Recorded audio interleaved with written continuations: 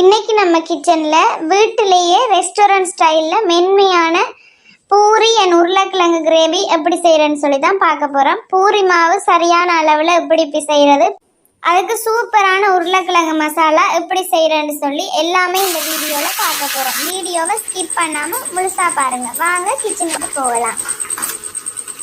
Hi everyone, welcome to Rechu Kitchen. Today we're cooking something yummy. Let's go. பாருங்க, நான் கோதுமை மா 2 cup எடுத்துருக்கிறேன். இது 300 கிராம் கோதுமை மா எடுத்துருக்கிறேன். இதுக்கு நான் 2 டேபிள் ஸ்பூன் நெய் சேர்க்கிறேன். நீங்கள் விரும்பினா தேங்காய் எண்ணெய் சேர்த்துக்கொள்ளலாம். நான் நெய் தான் சேர்க்கிறேன். அதோட 2 டேபிள் ஸ்பூன் ரவை சேர்க்கிறேன். இந்த ரவை தான் இந்த பூரி நல்லா சாஃப்டாக வர்றதுக்கும் மேலால் நல்ல முருகலாக வர்றதுக்கும் இந்த ரவை மட்டும்தான் காரணம். அதனால் 2 டேபிள் ஸ்பூன் கணக்கு தேவையில்லை, கொஞ்சமாக சேர்த்துக்கொள்ளுங்க. அதோட தூளுப்பு கொஞ்சமாக சேர்த்துட்டு நல்லா இது எல்லாமே மிக்ஸ் ஆகுற மாதிரி நல்லா கையால் பிசைஞ்சு விடுங்க.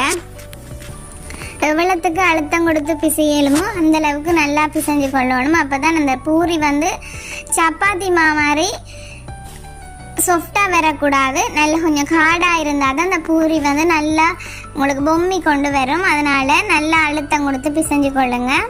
தண்ணியை கொஞ்சம் கொஞ்சமாக தெளித்து சேர்த்து பிசைஞ்சு எடுத்துக்கொள்ளுங்க. எடுத்தோன்னே ஊற்றினா சப்பாத்திக்கு மா குழைக்கிற மாதிரி அது சாஃப்டாக வந்துடும். இது நீங்கள் கொஞ்சம் கொஞ்சமாக சேர்த்து கொஞ்சம் நல்லா இறுக்கமாக குழைச்சிடுங்க. தண்ணி காணாட்டி கொஞ்சம் கொஞ்சமாக சேர்த்து கொஞ்சம் கொஞ்சமாக தெளித்து நல்லா சேர்த்து குழைச்சி கொள்ளுங்க. பாருங்கள், இதே மாதிரி குழைச்சி எடுத்துகிட்டு இந்த மாவு சட்டியில் ஒட்டாத மாதிரி நல்லா குழைச்சி எடுத்துக்கொள்ளுங்க. இதில் நான் கொஞ்சமாக எண்ணெய் சேர்த்துக்கொள்கிறேன். என்ன சொன்னால் நாங்கள் ஒரு 10 நிமிஷம் இந்த மாவை ஊற வைக்கணும். அதனால் காஞ்சி போகாதபடி கொஞ்சமாக எண்ணெய் சேர்த்துக்கொள்கிறேன். எண்ணெயை சேர்த்துட்டு திரும்பவும் ஒருக்கா நல்லா பிசைஞ்சு எடுக்கிறேன்.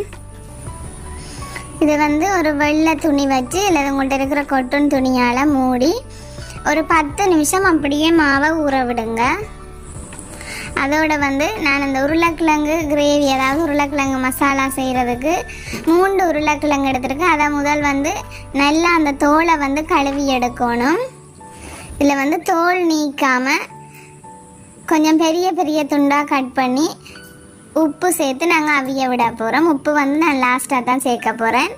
தோல் நீக்காமல் பெரிய பெரிய துண்டாக கட் பண்ணி நல்லா அவிச்சு எடுக்கணும் உருளைக்கிழங்க. இதே மாதிரி பெரிய பெரிய துண்டாக வெட்டி எடுத்துக்கொள்ளுங்க. இந்த சட்டியிலேயே கொஞ்சமாக தண்ணி சேர்த்துட்டு இந்த உருளைக்கிழங்கு மூழ்கிற அளவுக்கு தண்ணி சேர்த்துக்கொள்ளுங்க. ஓகே, நான் உருளைக்கிழங்க அவிய விட்டுட்டேன். அதுக்கு பிறகு இந்த மாவுக்கு பார்த்தீங்கன்னா திறந்து பார்த்தீங்கன்னா உங்களுக்கு நல்லா அந்த மாவு ஊறி வந்திருக்கும். இந்த மாவை திரும்ப ஒருக்கா அழுத்தம் கொடுத்து பிசைஞ்சு எடுத்துக்கொள்ளுங்க.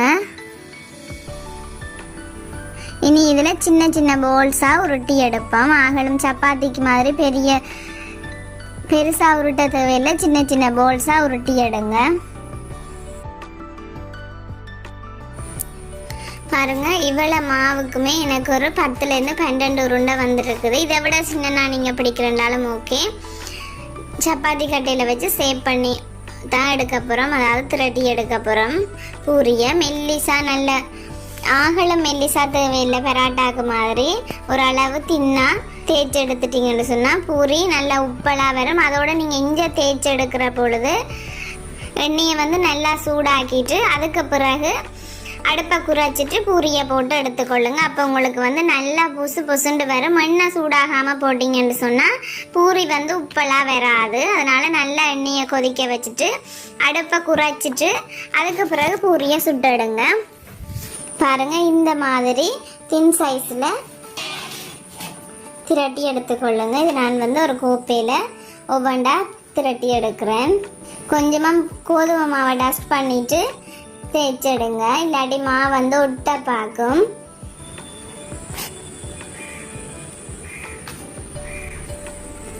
பாருங்க, நான் ஃபஸ்ட்டுக்கு திரட்டி எடுத்துட்டேன். அதுக்கு பிறகு சட்டி நல்லா எண்ணெய் காயுது.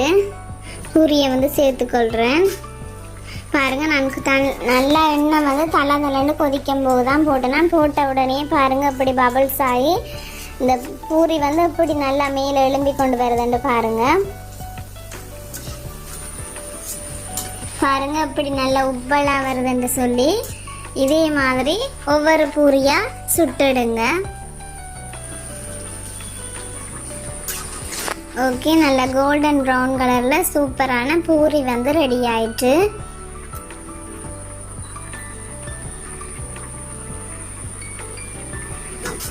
இனி அப்படியே திரட்டி வச்சுருக்கிற எல்லா பூரியையுமே ஒவ்வொன்றா போட்டு எடுக்க போகிறேன். ஓகே, இனி வந்து இந்த உருளைக்கிழங்கு மசாலாவுக்கு வந்து ஒரு 2 பச்சை மிளகாய், ஒரு பெரிய வெங்காயம் எடுத்துருக்கிறேன் மீடியம் சைஸில். அதை வந்து கட் பண்ணி எடுத்துக்கொள்ளுவோம். வெங்காயத்தை வந்து குட்டி குட்டியாக கட் பண்ணி எடுங்க. அதே மாதிரி நான் இந்த பச்சை மிளகாவையும் குட்டி குட்டியாக கட் பண்ணி எடுக்கிறேன். ஓகே, பாருங்கள் நான் குட்டி குட்டியாக கட் பண்ணி எடுத்துட்டேன். இனி வேக வச்சுருக்கிற உருளைக்கிழங்கை வந்து தோல் நீக்கி எடுத்துக்கொள்ளுவோம். இதே மாதிரி அந்த தோலை உரிச்சாலே நல்லா வெந்துட்டேன்னு சொன்னால் தோலை உரிச்சாலே வந்துடும். கொஞ்சம் ஆற விட்டுட்டு உரியுங்க. சுட சுட உரிச்சா சுடும். நானும் வந்து சுட சுடத்தான் உரிக்கிறேன்.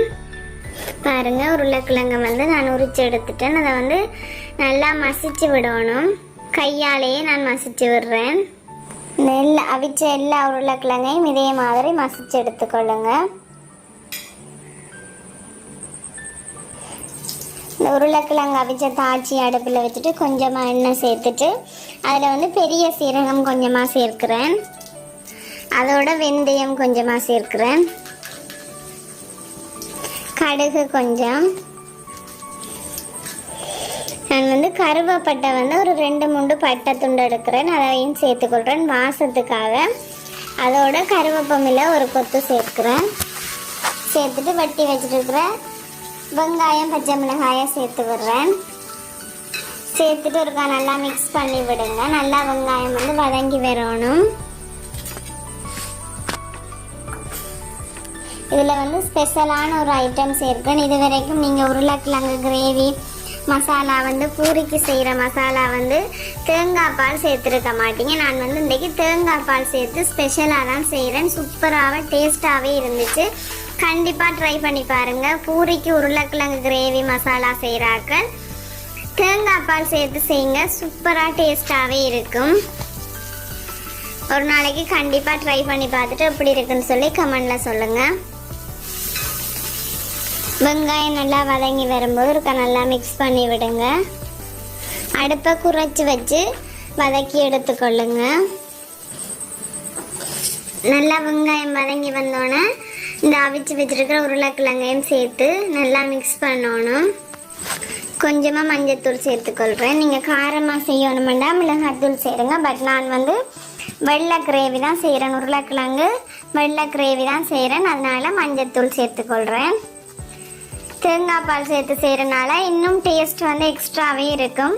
கண்டிப்பாக கொடுத்து பாருங்கள். திரும்ப திரும்ப கேட்பாங்க. ஒரு நாளைக்கு தேங்காய் பால் சேர்த்து இந்த கிரேவி செய்து பாருங்கள். கொஞ்சமாக தூள் உப்பு சேர்த்துருக்குறேன் இந்த உருளைக்கிழங்குக்கு. உருளைக்கிழங்கு நான் வேக வைக்கும்போது கொஞ்சமாக உப்பு சேர்த்துனான். அதனால் இந்த வெங்காயம் எல்லாம் வதங்குறதுக்காக சேர்த்து கொஞ்சமாக உப்பு சேர்த்துருக்குறேன். அதோட வந்து முதல் பால் சேர்க்குறேன். தேங்காய் பால் வந்து முதல் நல்லா கட்டி பாலாக சேர்த்து மிக்ஸ் பண்ணி விடுறேன். பாருங்கள் நல்லா இப்படி கொதிச்சு நல்லா வாசமாக இருக்குது. கண்டிப்பாக ட்ரை பண்ணி பாருங்கள். இப்படி தள்ளன்னு கொதிச்சு நல்லா வத்தி வருது. சூப்பரான உருளைக்கிழங்கு கிரேவி வந்து ரெடி ஆயிட்டு. பாருங்கள் பூரியும் சுட்டு எடுத்துட்டேன். உருளைக்கிழங்கு கிரேவியும் ரெடி ஆயிட்டு. பாருங்கள் சூப்பரான உருளைக்கிழங்கு கிரேவி பூரி ரெடி ஆயிட்டு. நாங்கள் சாப்பிட போகிறோம். கண்டிப்பாக ட்ரை பண்ணி பார்த்துட்டு எப்படி இருக்குன்னு சொல்லுங்கள். புதுசாக எங்களோட சேனலை பார்க்குறவங்க மறக்காமல் சப்ஸ்கிரைப் பண்ணிக்கொள்ளுங்க. ரெச்சு கிச்சனை. சூப்பர் அண்ட் சாஃப்டான உருளைக்கிழங்கு பூரி மசாலா ரெடி ஆயிடுச்சு. வீடியோ பிடிச்சிருந்தா லைக் பண்ணுங்கள், கமெண்ட் பண்ணுங்கள், ஷேர் பண்ணுங்கள். மறக்காமல் சேனலை சப்ஸ்கிரைப் பண்ணுங்கள்.